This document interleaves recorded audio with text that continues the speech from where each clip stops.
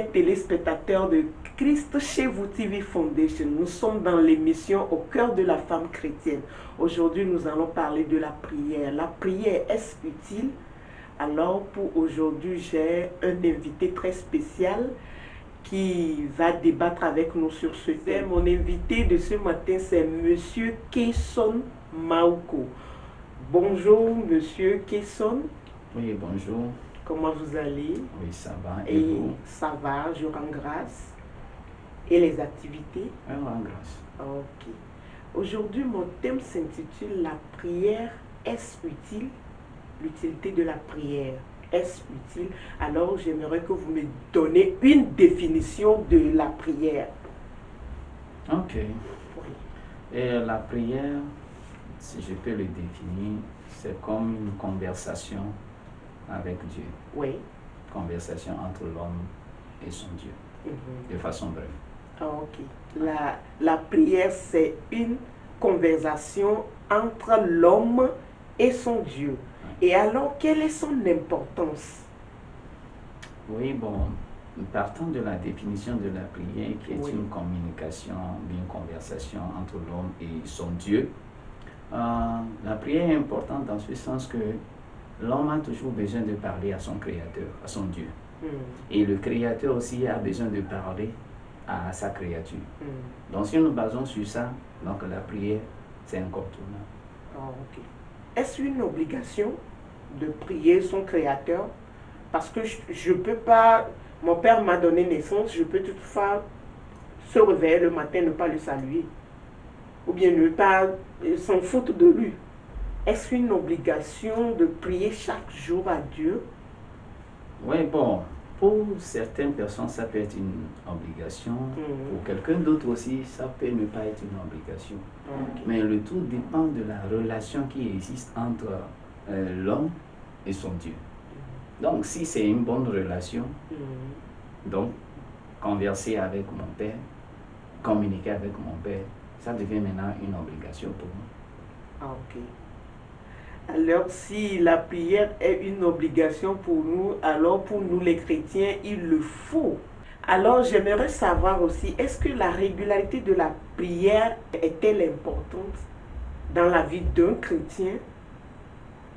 Parce que si on parle de la prière, nous parlons souvent des chrétiens. Ok, bon, à mon avis, je peux dire que la régularité de la prière, c'est très important. Et parce que Dieu lui-même, chaque fois, il veut toujours communiquer avec nous. Et nous aussi, nous avons besoin chaque fois de connaître peut-être son avis par rapport à tout ce qui se passe dans nos vies.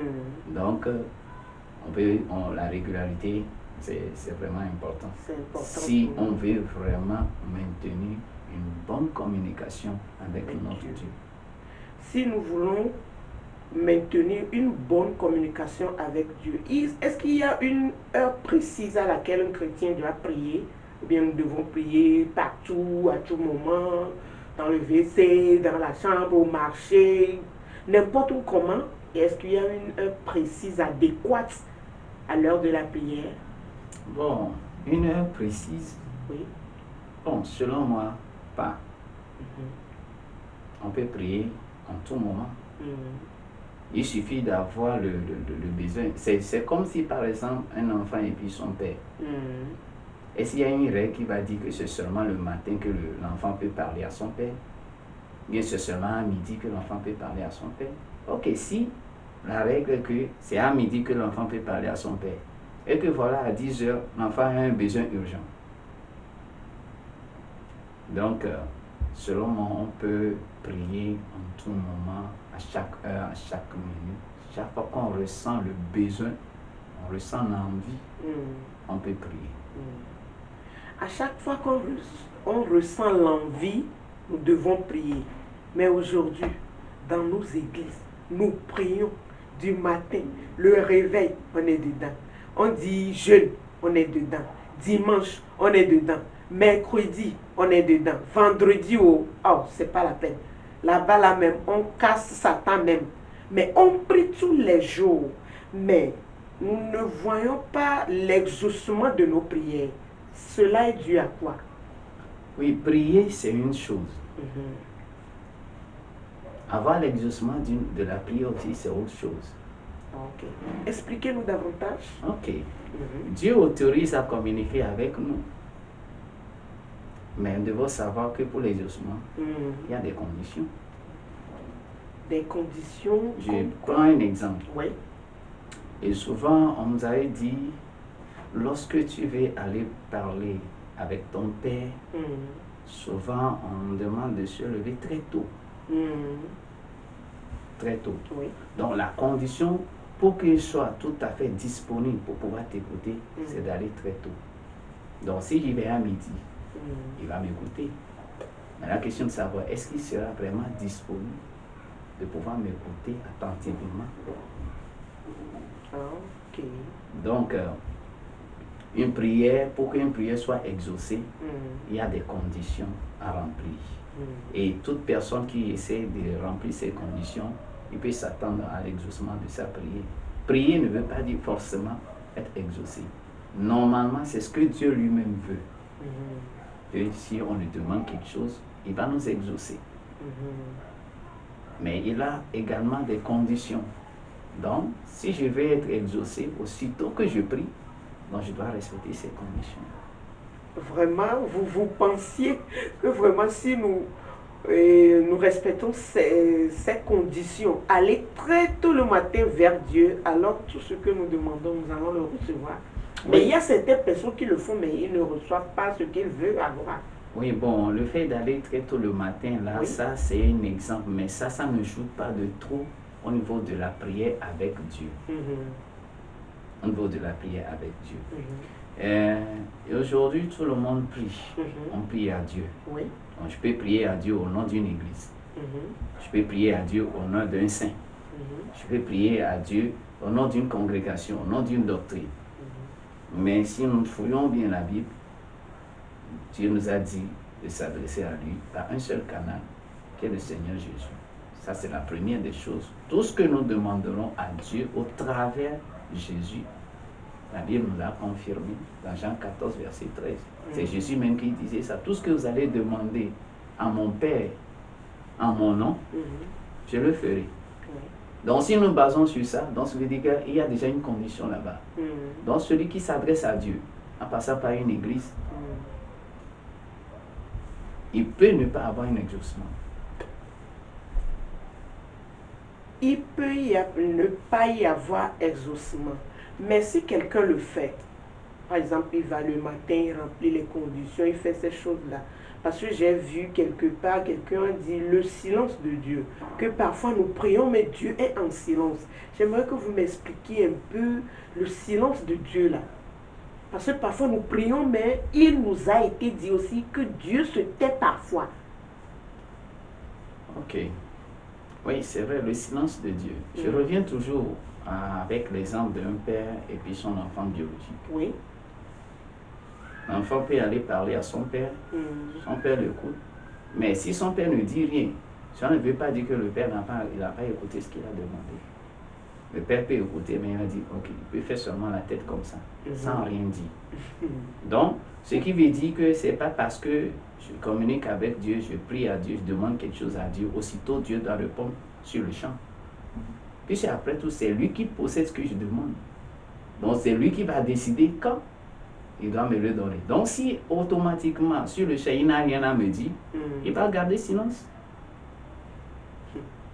Parce qu'aujourd'hui, nous les chrétiens, nous n'arrivons pas à cerner le silence de Dieu. Parce que parfois, nous nous disons peut-être qu'il n'écoute pas nos prières, ou soit il est calé, ou bien il ne veut pas nous le donner. Il y a une confusion qui s'opère dans notre tête. Alors, nous passons de gauche à droite et on est mélangé un peu. C'est le pourquoi j'ai demandé la question, savoir, j'ai entendu certains pasteurs dire que le silence de Dieu aussi est important. Mais nous ne savons pas comment, et je ne sais pas comment expliquer cela, nous ne savons pas comment attendre dans le silence de Dieu, ou bien connaître le silence de Dieu. Comment pouvons-nous connaître le silence de Dieu dans nos moments de prière? Au fait, lorsque deux personnes marchent ensemble, il faut que ces personnes prennent le temps de se connaître d'abord. Donc, ce qui veut dire qu'avant que nous acceptions le silence de Dieu, donc nous devons prendre le temps de connaître Dieu. Ok. Pour savoir. Dieu, c'est vrai, il n'est pas un arbre. Là où il regarde du matin, c'est là il va toujours regarder jusqu'à la nuit. Donc, il peut décider aujourd'hui de répondre par voix audible que je vais entendre.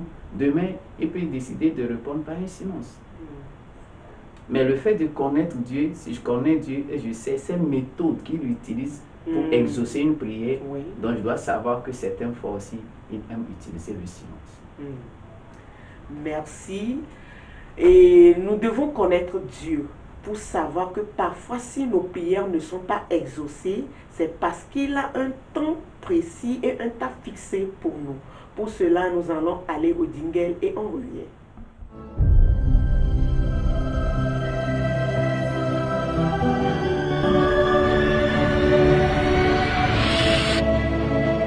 Christ chez vous TV. When Jesus follows you everywhere. Nous sommes dans l'émission Au cœur de la femme chrétienne. Nous étions en train de parler de la prière et son utilité. Prier, est-ce utile? Et M. Kesson Marco nous expliquait l'exaucement de la prière et le silence de Dieu. Alors, pour aller encore avec des explications à l'appui, j'aimerais demander, y a-t-il une position précise à adopter dans la prière? Une position précise à adopter dans la prière. Non, à mon avis, pas. Mais on peut dire oui, tout comme on peut dire non. Le tout dépend de la personne à qui nous faisons la prière. Donc, Dieu, ce n'est pas une personne, c'est un esprit. Donc, ce qui veut dire des fois, lorsque nous nous mettons à prier, il nous inspire. On peut ressentir en soi que maintenant, pour faire cette prière-là, je vais me mettre à genoux.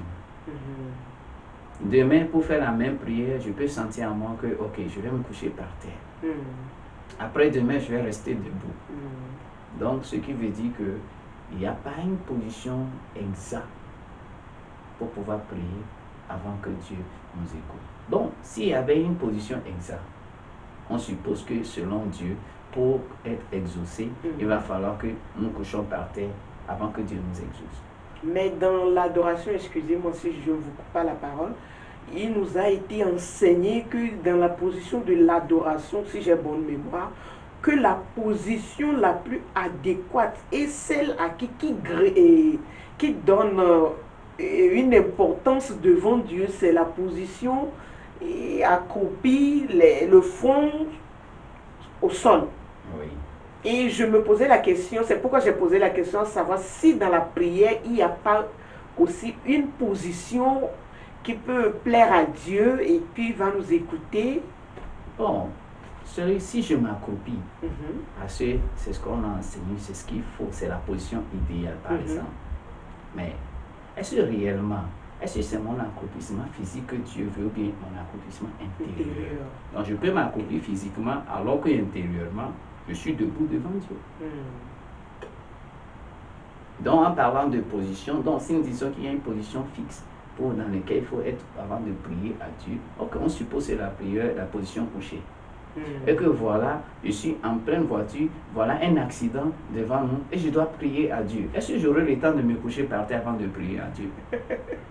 Donc si nous prenons cet exemple, ce qui veut dire que debout, assis, à genoux, accroupi, pour prier à Dieu, il n'y a pas une position fixe. Le tout dépend de l'inspiration. Comment est-ce que je suis inspiré lorsque je vais me mettre à prier? Je suis inspiré de rester debout, je reste debout. Il faut une inspiration pour la prière. S'inspirer de la position, de comment nous devons être avant de prier à Dieu.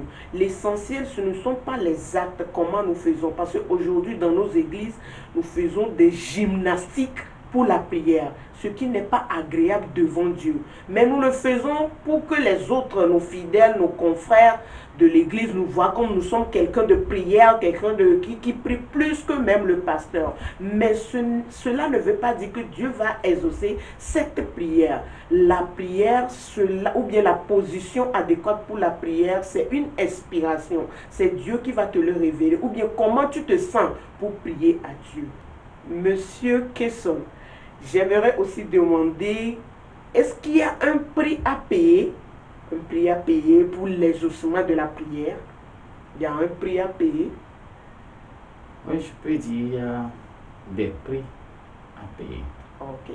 Donc, si nous voulons parler des prix, en un premier temps, on peut faire référence d'abord aux conditions. Aux conditions. Oui. Donc, on suppose par exemple, la première condition, c'est ce que Jésus avait dit dans Jean 14, 13. Donc, toute prière adressée à Dieu en mon nom, il va le faire. Donc, ce qui veut dire que, est-ce que j'accepte adresser la prière à Dieu au nom de Jésus? Donc, ça, c'est déjà un prix. Il se peut que peut-être dans ma famille, dans ma maison, on n'aime pas trop parler de Jésus. Alors que moi, je vais être exaucé. Donc, le prix à payer là-bas, c'est malgré ça, je dois prier au nom de Jésus. Même si j'ai pris au nom de Jésus après, on me bastonne, là, j'ai déjà payé un prix. C'est pas facile, hein? C'est pas facile. Être bastonné au nom de Jésus. Que Dieu bénisse ou bien fortifie tous les chrétiens qui traversent ces moments difficiles dans la chrétienté. J'aimerais savoir aussi l'avantage ou bien l'intérêt que la prière nous apporte.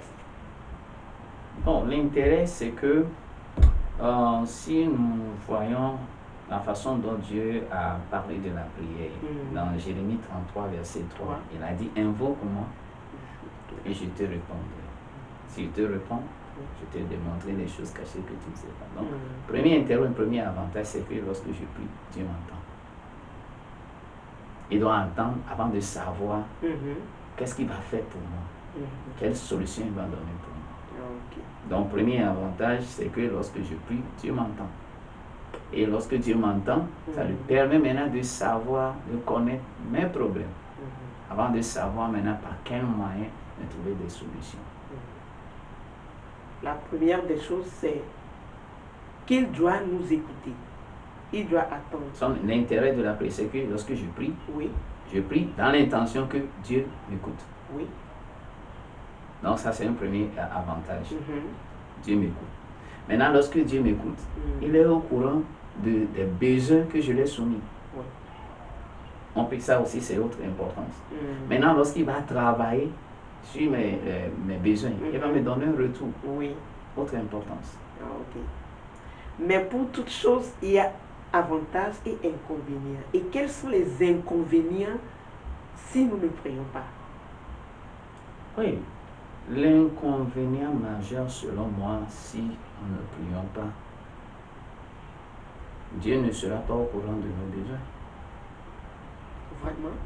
Parce qu'on dit qu'il est omnipotent, omniscient, omniprésent partout. Pourquoi ne pas connaître nos besoins? Parce qu'il a dit, avant que nous ne parlions même, lui connaît déjà nos besoins ou bien les choses qui sont dans nos têtes. Oui. Pourquoi forcément? Il connaît tout de nous. En fait, c'est pas lorsque nous parlons de nos problèmes, c'est pas ce jour-là qu'il est au courant que nous avons besoin de tant. Mais c'est pas lui-même qui a dit demander, il sera donné. Celui qui ne demande pas, on ne le donnera pas. Alors son inconvénient? Donc, ce qui veut dire que le fait de ne pas prier à Dieu, c'est que Dieu ne peut pas être au courant de mes besoins. Dieu ne peut pas être au courant de mes besoins. Donc, en quelque sorte, la prière, pour moi, c'est une bonne méthode, une bonne manière pour moi de soumettre à Dieu mes besoins. Merci, Monsieur Kesson Mauko. Le temps est imparti. Alors, j'aimerais vous demander si vous avez un mot de fin ou bien un conseil à donner aux internautes concernant la prière. Oui, s'il y a un dernier mot que je peux dire concernant la prière, c'est que j'aimerais encourager tout un chacun de nous, fortifier tout un chacun de nous, à nous adapter à la prière. Même si nous prions aujourd'hui, il n'y a pas de retour. Continuons toujours à prier. Ce qui est sur un jour, il y aura toujours un retour. Merci d'avoir accepté l'invitation sur ce plateau et dans l'émission Au cœur de la femme chrétienne. Chers internautes, aujourd'hui nous avons parlé de la prière et notre invité sur le plateau nous a expliqué en long et à large avec un calme. J'espère que vous avez bien pris bonne note de la prière, les avantages de la prière, la manière dont nous devons prier. Cela doit venir du cœur. Merci de nous avoir suivis. À la prochaine sur Christ chez vous TV Foundation. Bye bye.